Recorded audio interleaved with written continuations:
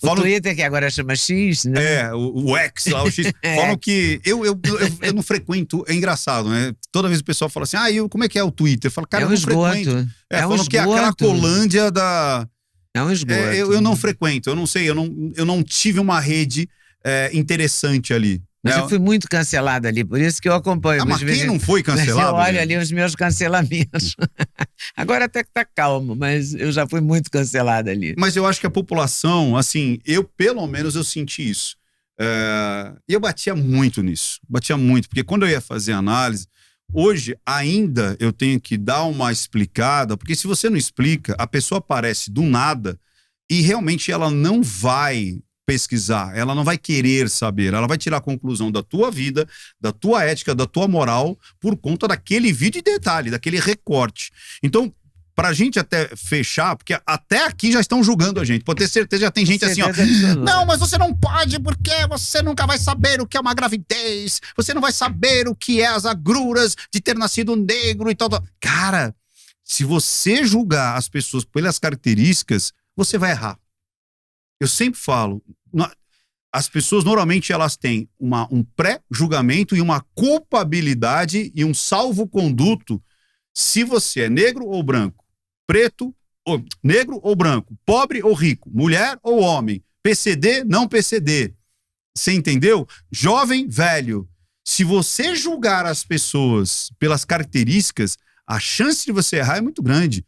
Você tem que julgar ou analisar os fatos pelo comportamento da pessoa, pela ética, pela moral, pela conduta, independente se é homem, mulher, preto, branco, cis, trans, gay, hétero, porque senão você vai ficar uma loucura. Como é que você faz pra julgar isso quando você tá diante de um vídeo, tipo Ana Hickman, tipo Larissa Manoela, aquela menina que matou os pais, como é que chama?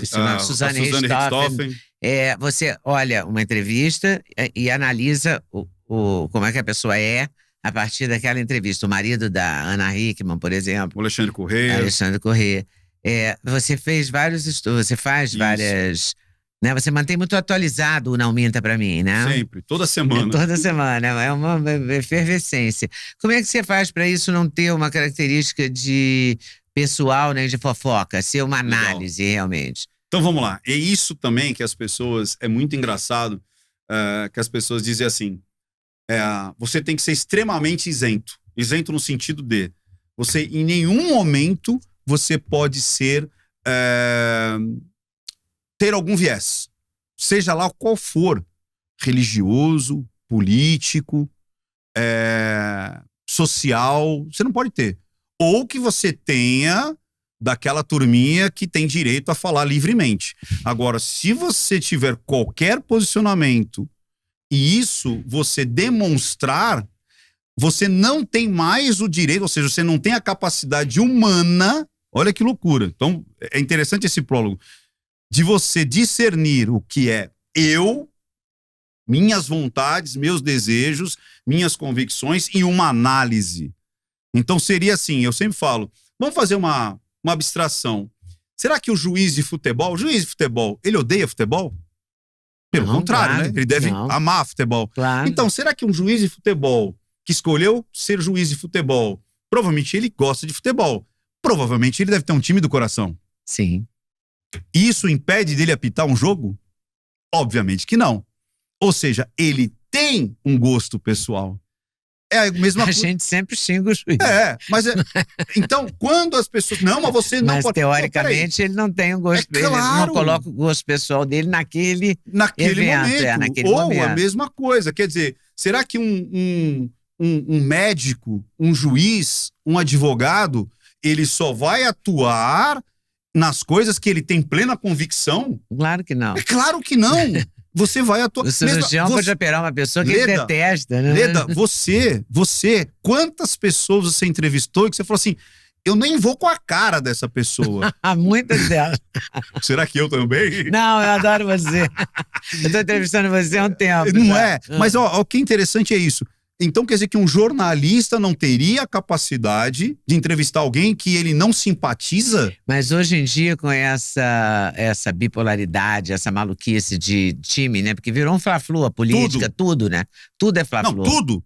Tudo. Até o caso da Ana Hickman é uma torcida. É uma torcida. E aí, se você não escolher a torcida certa, você vai ser condenado junto com aquela situação. Primeiro, já tá errada a torcida. Você não tem que torcer, você tem que analisar. Deixa eu ver o que tá acontecendo aqui, por exemplo, com Larissa Manoela. Não. Se você não for a favor da Larissa, nem abra sua boca, porque você... E aí não é ser a favor. Se você só questionar... Mas peraí, essa menina tava com os pais há pelo menos 18 anos. Tá com 22 agora, começou com 4. Então dá 18 anos. Quer dizer, nesses 18 anos o pai e a mãe não serviu pra absolutamente nada. Quer dizer que uma menina dos 4 aos 18, ou dos 4 sabia administrar? Sabia assinar um contrato? Sabia o que era uma constituição? E aí vem o programa e fala assim, na junta comercial está escrito que é 2%. Cara, aquilo... E aí pessoas que nunca abriram uma empresa... Aquilo é uma coisa formal. Mas eu falei isso na análise, eu falei assim, pessoas que nunca abriram uma empresa, nunca fizeram um contrato social para a junta comercial, mas era só 2%. Meu Deus, cara! Não entende nada. Eu já tive empresa onde eu não tinha nem 2%. Tava o nome da minha irmã, tava o nome da minha tia... Porque como era microempresa, eu não podia aparecer. Você tinha 1%. Eu já tive empresa limitada que eu tinha 1%. Por quê? Porque você não tinha... Aí... E olha, eu conheci a Larissa Manoela quando o Duda fez Cúmplices de um Resgate. Isso foi em 2016, né? 2017, por aí.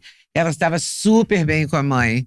A relação era afetiva, era normalíssima, não tinha uma rusga, um ruído. Sabe, não tinha nada. A Larissa Manoela, um encanto, a mãe, um encanto, o pai, muito simpático. Claro que eu não fui na casa dela, não convivi diuturnamente com ela. Mas todas as vezes que eu vi, todas as informações que se tinha no SBT, era de que era uma harmonia só. Ou seja, era uma família que você olhava, que era muito parecida com outras tantas que você olhava, que tinham uma convivência normal. É óbvio que eles brigavam, é óbvio que eles se xingavam. É que o pessoal, nossa, mas ela xingou a filha. Eu falei, porra, minha mãe já me xingou várias vezes, e não é por isso que ela deixava me amar. Quantas vezes eu cheguei, minha mãe, porque ela não deixou eu fazer alguma coisa. Minhas irmãs, quantas vezes a gente se xingou, a gente se odiou em algumas situações, em outras situações a gente se defendeu, a gente se amou, se abraçou. Porra, sabe? Família. Mas de novo, é novela mexicana. E aí, você perguntou pra mim, o que eu tenho que fazer? No protocolo, que é muito interessante, que é o protocolo Ventura, por que eu faço isso? Porque é você fazer um acróstico, né? Isso é muito interessante para facilitar e marcar o nome. Então você tem lá V, vocalização. Você tem o E, que são as expressões. A Siri falando aqui, ela não pode ouvir que ela quer se intrometer. Então V, vocalização. E, expressões. N, narrativa.